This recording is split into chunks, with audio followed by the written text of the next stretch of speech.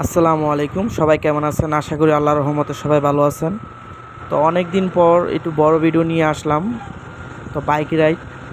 তো আমরা সবাই জানি এটা পবিত্র মাস, রমজান মাস, মাহে রমজান মাস, যা পাপ মোচনের মাস। তো আমরা সবাই একটা নিউজ সবসময় দেখতেছি, মানে 2 দিন ধরে, যে গাজা শহরের মানুষ গেলে খুব অত্যাচার করতেছে, ওদের উপরে জুলুম করতেছে। তো এই মুসলমান এই রোজার সময় এত জুলুম আল্লাহ সইবে না।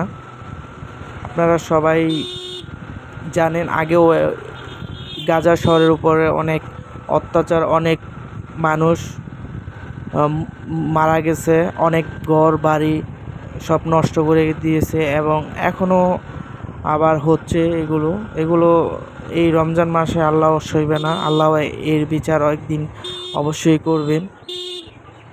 মানে ওদের কিছু কিছু ভিডিও দেখলে মনে হয় যে না একটা মুভির একটা কাহিনী চলতেছে, এরকম একটা অবস্থা দেখলেই বোঝা যায়। মানে মানে দেখার মতো না, মানে দেখলে কষ্ট ধরে রাখা যায় না, মনে হয় যে কান্না করে দিই।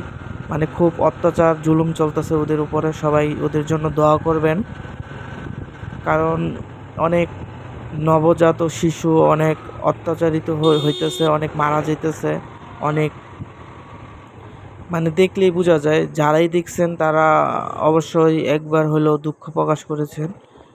কিন্তু আজকে না হয় কাল এর বিচার অবশ্যই একদিন না একদিন আল্লাহ বিচার করবে, কারণ এই পবিত্র মাসে এই মুসলমানদের উপর, আমরা সবাই জানি মুসলমান ভাই ভাই, কিন্তু এই মুসলমানের উপর এই অত্যাচার আল্লাহ সইবেন না। আল্লাহ এর একদিন বিচার করবেই, কারণ আল্লাহ তাআলা সব দেখেন, বুঝেন। আল্লাহ যা করেন ভালোর জন্যই করেন।